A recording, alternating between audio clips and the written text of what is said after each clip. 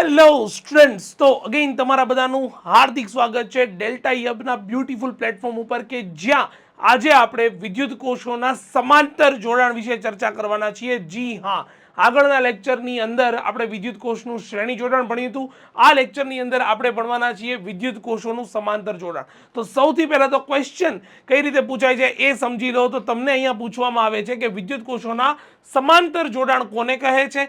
સમાંતર જોડાણ માટે તમારે જે શોધવાનું છે એ શોધવાનું છે સમતુલ્ય ઈએમએફ.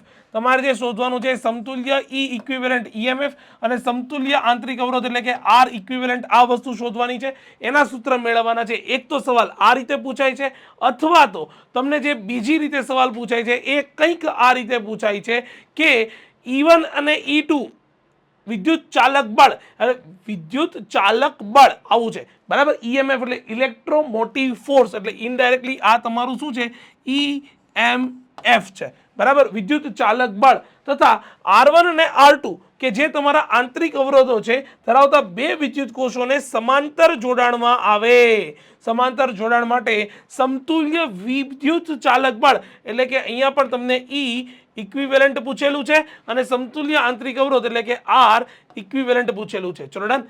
તો આ બંનેના અવરોધના સૂત્ર તારવવાના છે. ચલો ક્લિયર, સવાલ ખબર પડી ગઈ. એક વખત સવાલ તમને સમજાઈ જાય પછી તો બહુ સિમ્પલ છે. તમારે માત્ર ને માત્ર એના સર્કિટ ડાયાગ્રામ જોવાનું છે જે તમારી એક્ઝેક્ટ સામે છે. હવે સર્કિટ ડાયાગ્રામની અંદર પહેલા તો એવું સમજી લો કે આ તમારું એ ટર્મિનલ છે, વચ્ચેનું અહીંયા જે છે એ તમારું B1 છે, અહીંયા જે છે એ તમારું B2 ટર્મિનલ છે અને C ટર્મિનલ છે. હવે I જેટલો વિદ્યુત પ્રવાહ જ્યારે અહીંયા આવે છે ત્યારે બે ભાગની અંદર, અહીંયા બે ભાગની અંદર વિભાજન પામે છે. એટલે કે E1 સેલ વાળી કે જેનો આંતરિક અવરોધ R1 છે એમાંથી I1 વિદ્યુત પ્રવાહ પસાર થાય છે અને E2 સેલ વાળી જે બેટરી છે બરાબર, ઈએમએફ વાળી બેટરી છે એમાંથી R2 આંતરિક અવરોધ છે એમાંથી I2 પ્રવાહ પસાર થાય છે. ઇનડાયરેક્ટલી મારી પાસે અહીંયા એક બેસ્ટ ઇક્વેશન બની ગયું કે ટોટલ વિદ્યુત પ્રવાહ I is equal two I1 plus I2 હું લખી શકું. ચલો ડન. આટલી વસ્તુ ખબર પડી. અને બીજી વસ્તુ તમે સમજો કે અહીંયા બેટરીનું કયું જોડાણ છે, તો કે સમાંતર જોડાણ છે. ને જો સમાંતર જોડાણ હોય તો તમને એક વસ્તુ ક્લિયર કટ સમજાવવી જોઈએ કે આના પરના જે ટર્મિનલ વોલ્ટેજ છે V અને આ બેટરીના ટર્મિનલ વોલ્ટેજ છે એ બંને વોલ્ટેજ કેવા હશે? સમાન હશે. ચલો ક્લિયર, આટલી વસ્તુ ખબર પડી ગઈ, આટલી વસ્તુ સમજાણી ગઈ. તો ભાઈ એક વસ્તુ તો હવે અહીંયા મારે હવે લખવી જોઈએ કે સૌથી પહેલાં તો હું અહીંયા લખીશ અહીંયા, ઓકે, સૌથી પહેલાં તો હું અહીંયા E1 ઈએમએફ વાળી E1 સૌથી પહેલાં તો આપણે એક કામ કરીએ, ઈએમએફ લખીએ. ઈએમએફ કેટલું લઈએ છીએ? ઈએમએફ લઈએ છીએ E1 અને બીજો આંતરિક અવરોધ જે છે, આંતરિક અવરોધ કેટલો લઈએ છીએ તો કે અને આંતરિક અવરોધ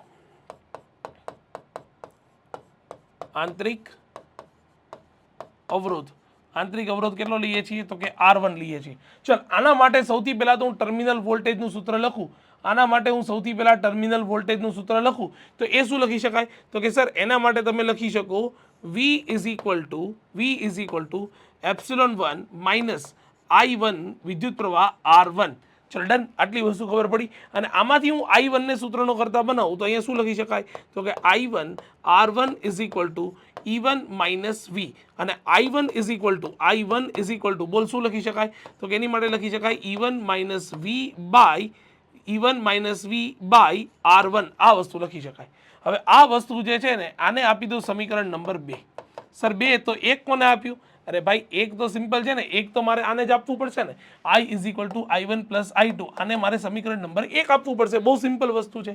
હવે જ્યારે તમે E1 અને R1 આંતરિક અવરોધ લીધો છે તો હવે બીજા કિસ્સાની અંદર શું લેશું તો કે સર બહુ સિમ્પલ છે. બીજા કિસ્સાની અંદર તમે અહીંયા સિમ્પલ ફોર્મની અંદર લખી શકશો કે ઈએમએફ કેટલું તો કે ઈએમએફ જે છે એ તમારું E2 જેટલું લઈ લઈએ અને આંતરિક અવરોધ કેટલો લઈ લઈએ તો કે સર આંતરિક અવરોધ તમે R2 લઈ લો અને એના માટે તમે વોલ્ટેજ કેટલા લખી શકો તો કે વોલ્ટેજ તો સેમ છે એટલે લખાશે તો V જ તે. તો V ઇઝ ઇક્વલ ટુ તમે લખી શકશો E1 માઇનસ I2 R2 અને આમાંથી I2 ને સૂત્રનો કરતા બનાવીએ તો ઇઝ ઇક્વલ ટુ ઇક્વેશન આવશે E1 નહીં આવે, E2 આવશે બરાબર. સિમ્પલ વસ્તુ છે. શું આવશે? E1 નહીં આવે, E2 આવશે. E2 તો E2 માઇનસ વી અને અહીંયા I2 ને સૂત્રનો કરતા બનાવીએ તો I2 ઇઝ ઇક્વલ ટુ આવશે E2 minus V by R2.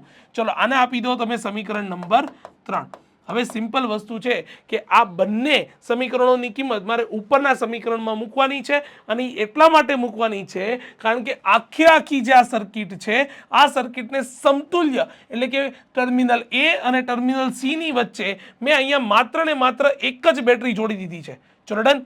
આટલી વસ્તુ ખબર પડી, આ વસ્તુ સમજાણી. જો આ વસ્તુ ના સમજાણી હોય તો અહીંયા હું ખાલી માત્ર આ ઇક્વેશન કાઢી નાખું. જુઓ હવે જોઈ લો આ વસ્તુ ખબર પડી કે ના પડી. ટર્મિનલ એ અને સી ની વચ્ચે મેં એક જ બેટરી જોડી દીધી છે અને આના વોલ્ટેજને જો પણ હું ટર્મિનલ વોલ્ટેજ વી તરીકે કન્સિડર કરું તો એ V is equal to epsilon equivalent minus I R equivalent. આ વસ્તુ મારે લખવાની છે અને એના માટે મને આઈ ની કિંમત જોઈએ છે એટલા માટે મારે બંનેની કિંમત અહીંયા ઉપર મૂકવાની છે. ચલો ડન. આટલી વસ્તુ ખબર પડી, આટલી વસ્તુ સમજાણી. તો સિમ્પલ ફોર્મની અંદર મારે I1 અને I2 ના બે ઇક્વેશન જે છે એ મેળવવાના છે. ચલ આટલી વસ્તુ ખબર પડી કે નહીં? હા કે ના બોલી જા પહેલા. આટલી વસ્તુ સમજાવી જોઈએ.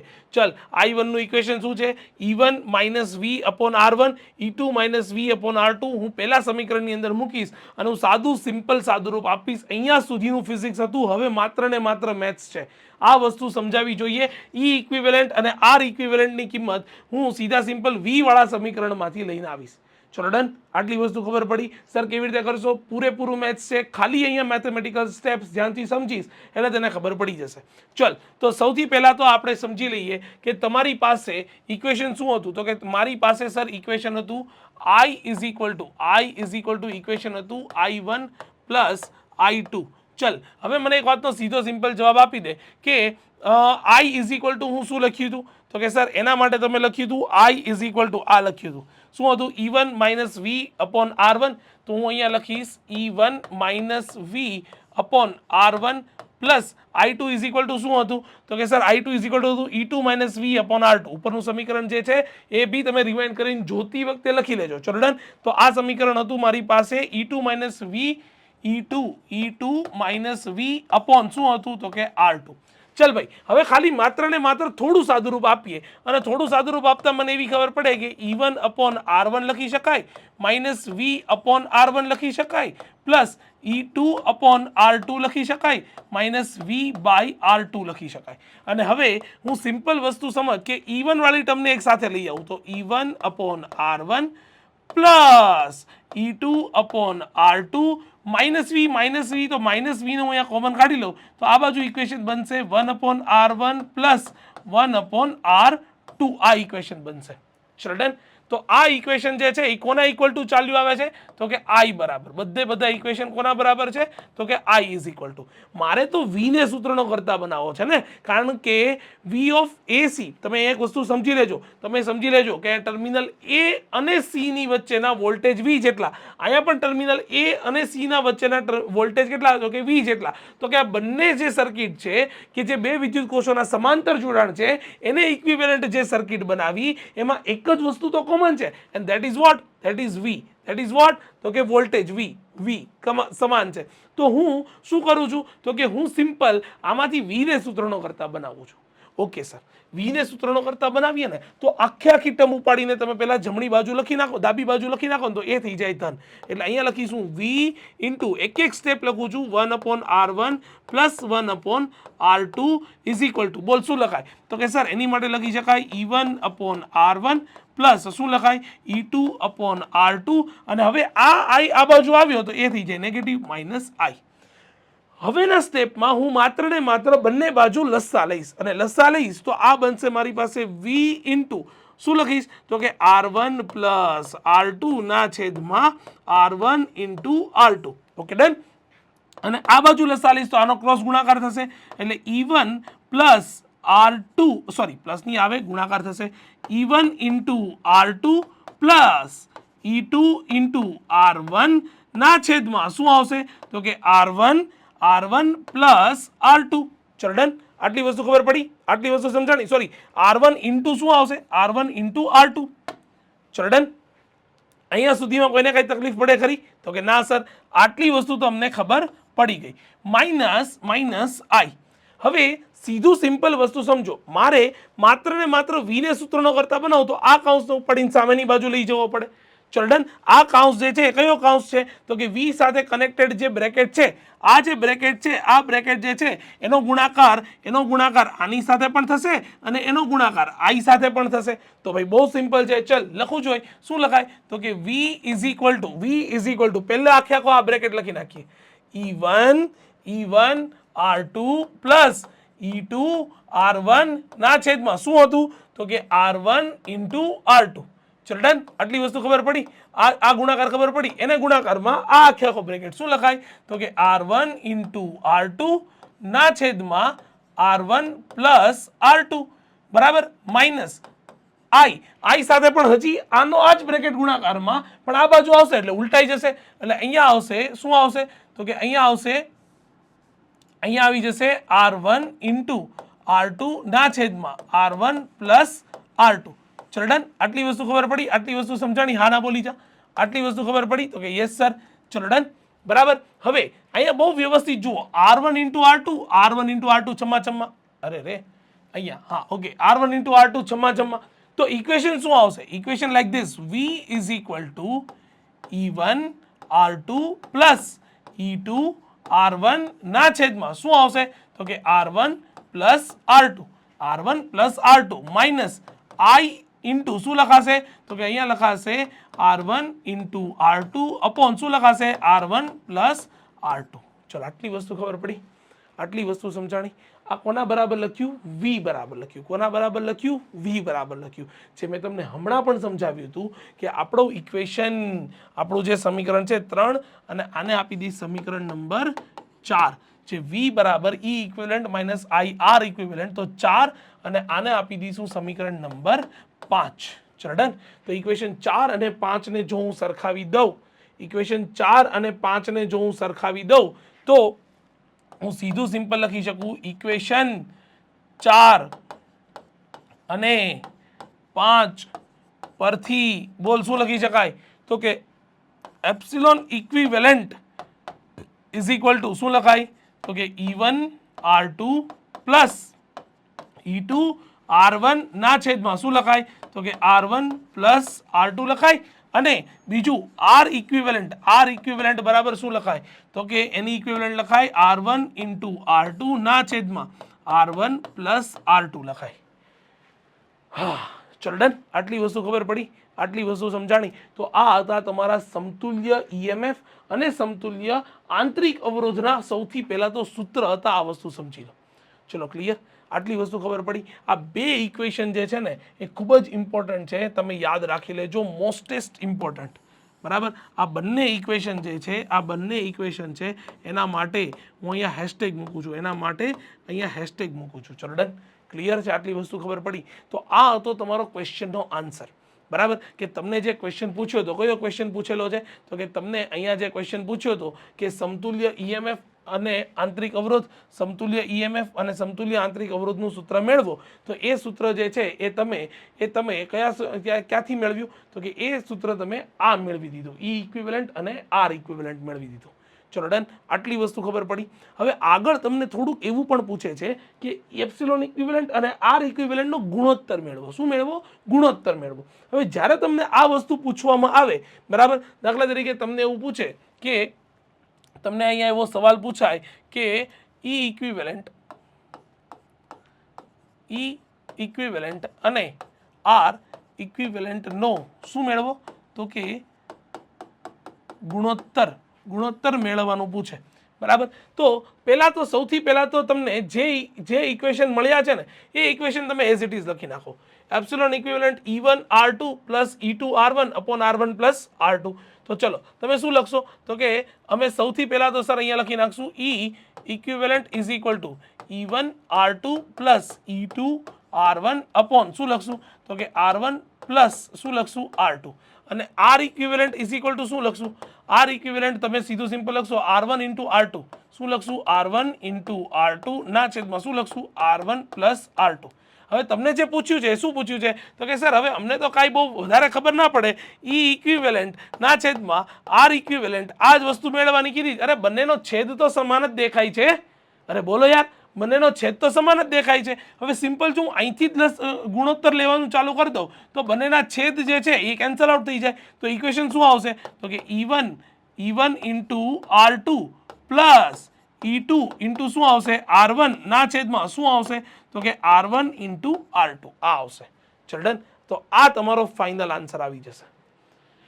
આટલી વસ્તુ સમજાવવી જ જોઈએ. ચલો ડન, ક્લિયર છે. તો આ હતું તમારું વિદ્યુત કોષોનું કેવું જોડાણ તો કે સમાંતર જોડાણ.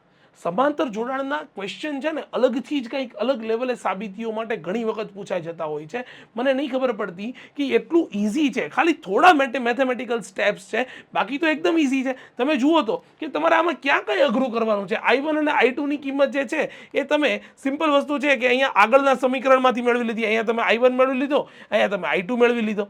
ચલો ડન. અને અહીંયા તે સિમ્પલ વસ્તુ છે ને, આમાં તો માત્ર વીને સૂત્રનો કરતા બનાવ્યો. તો તમને જો ના ખબર પડતી હોય તો અગેન હું તમને લખીને સમજાવી દઉં. બોલ, ત્યારે શું લખી શકાય તો કે V ઇઝ ઇક્વલ ટુ તમે શું લખ્યું હતું તો કે E2 માઇનસ I2 R2 આ વસ્તુ લખી હતી. તો તમે માત્ર ને માત્ર I1 અને I2 ની કિંમત જ મેળવી છે. I1 અને I2 ની કિંમત મેળવી દીધી પછી એક જ આપણું તો છે ને કે બંને જોડાણની અંદર મતલબ આ જે શ્રેણી સમાંતર જોડાણ છે અને એનું સમતુલ્ય છે બધાયમાં V એ જ બધામાં સમાન છે. અને I1 અને I2 ની કિંમત ઉપરના સમીકરણમાં મૂકીને તમે શું કર્યું તો કે માત્ર ને માત્ર V ને સૂત્રનો કરતા બનાવી દીધો. અને જે તમને ફાઇનલ જે પાંચમું સમીકરણ મળ્યું એને તમે આ સર્કિટના સમીકરણ સાથે સરખાવી દીધું અને એની સાથે સરખાવો તો એપ્સિલોન ઇક્વિવેલન્ટ એટલે કે E ઇક્વિવેલન્ટ અને R ઇક્વિવેલન્ટ મળી જાય. અને પછી તો ફાઇનલી આપણે શું કરી લીધો તો કે બંનેનો ગુણોત્તર લઈ લીધો. તો તમને વધારાનો ગુણોત્તર પૂછે તો એ પણ તમને ભણાવી દીધું. ચલો ડન, ઇઝી છે, ખબર પડે છે, આટલી વસ્તુ સમજાય છે. આટલી વસ્તુ ક્લિયર કટ જો સમજાઈ જાય ને બરાબર, એ પછી તમારે માત્ર ને માત્ર તમારે કોષોનું કયું જોડાણ જોવાનું છે તો કે શ્રેણી અને સમાંતરનું મિશ્ર જોડાણ જોવાનું છે. અને બહુ ઇઝી છે યાર, એ કંઈ બહુ રોકેટ સાયન્સ છે નહીં. એના માટે સીધું સિમ્પલ અમુક 2-3 ઇક્વેશન યાદ રાખો અને જય માતાજી, તમારી આખી પ્રિપરેશન પૂરી થઈ જવાની છે વિદ્યુત કોષને લઈને. તો બહુ વ્યવસ્થિત છે, સમજી લેજો. અહીંયા હવે આપણે જોવા જઈ રહ્યા છે વિદ્યુત કોષોનું કયું જોડાણ તો કે સર મિશ્ર જોડાણ. સર હવે આના પછી કાંઈ નથી ને, કારણ કે હવે અમે કંટાળ્યા. હા, તમે શ્રેણી જોડાણ ભણાવ્યું, તમે સમાંતર જોડાયું, હવે ચાલો મિશ્ર જોડાણમાં સર લઈને આવ્યા. ના ભાઈ, આના પછી કશું નથી, ટેન્શન ના લે. આ નાનું એવું એક છેલ્લું જોડાણ છે ને એ વસ્તુ વ્યવસ્થિત સમજી લે. તો મિશ્ર જોડાણમાં હોઈશું તો કે લો તમારી સામે છે E1 E2 E3 વાળી જે બેટરીઓ છે એને તમે એકદમ એક સાથે શ્રેણીમાં જોડી દીધી અને આવી એને સમાંતરમાં ઘણી બધી હારમાળાઓ કરી દીધી. ફરીવાર E1 E2 E3 એવી અપ ટુ En વાળી બેટરીઓ છે, En જેટલી બેટરીઓ છે ને એક સાથે શ્રેણીમાં જોડી દીધી અને એની પછી તમે હારમાળાઓ બનાવી દીધી સમાંતર જોડાણ કરીને. ચલો ડન. તો શ્રેણી અને સમાંતર જોડાણનું એક કોમ્બિનેશન છે which is called that the મિશ્ર જોડાણ. ચલો ડન. આના માટે બહુ સિમ્પલ છે. આના માટે શું છે તો કે ભાઈ બહુ સિમ્પલ છે. આકૃતિમાં વિદ્યુત કોષોનું શું દર્શાવેલું છે તો કે મિશ્ર જોડાણ દર્શાવ્યું છે. હવે એમાં સિમ્પલ મેં તમને જે કીધું હતું એ જ પ્રમાણે શું કીધું હતું તો કે E1 E2 અને E3 બરાબર અપ ટુ En વાળી EMF વાળી અને એની સાથેના એના આંતરિક અવરોધો જે છે એવા અવરોધો વાળી n જેટલી કોષોની બનેલી એવી કેટલી હારમાળાઓ છે તો કે m જેટલી હારમાળાઓ છે. એટલે આમ જે લંબાઈની અંદર n જેટલી બેટરીઓ સીધી છે અને આવી જે આખી હારમાળા બને ને એવી m જેટલી હારમાળાઓ આમ ઊભી છે. ચલો ડન, ક્લિયર છે. અને આવી હારમાળાને સમાંતર જોડાણ કરીને મિશ્ર જોડાણ તૈયાર કરવામાં આવે છે. અને આવા જોડાણને શું કહેવામાં આવે તો કે મિશ્ર જોડાણ કહેવામાં આવે. સિમ્પલ વસ્તુ છે કે તમે આવી જે છે આમ આડી જે છે એવી તમે કેટલી બેટરી જોડી દીધી n જેટલી અને આવી ઊભી જે છે એવી ટોટલ m જેટલી હારમાળાઓ કરી દીધી. ચલો ડન. તો આવા જોડાણને તમે શું જોડી કીધું તો કે મિશ્ર જોડાણ કીધું. બરાબર છે. આવા મિશ્ર જોડાણમાં મળતો જે વિદ્યુત પ્રવાહ જે છે એ વિદ્યુત પ્રવાહનું સૂત્ર કંઈક આ રીતે આપવામાં આવે. કેમ આ રીતે માપવામાં આવે તો કે EMF નો ઉપર સીધો સરવાળો ના છેદમાં બાહ્ય અવરોધ જે છે એક R વત્તા 1/m જેટલી હારમાળાઓ છે એટલે 1/m અને આવા કેટલા અવરોધો છે તો કે R જેટલા અવરોધો છે. ઇન શોર્ટ તમે જે I is equal two total EMF ના છેદમાં R પ્લસ આ ટોટલ આંતરિક અવરોધ કર્યું છે. અહીંયા ટોટલ EMF લીધું છે, આવડું આ કરીને ટોટલ EMF લીધું છે અને આંતરિક અવરોધ જે છે એ આ ટોટલ આંતરિક અવરોધ લઈ લીધો છે. ચલો ડન, ક્લિયર છે. તો આ ઇક્વેશનથી તમને શું મળશે તો કે વિદ્યુત પ્રવાહ મળશે.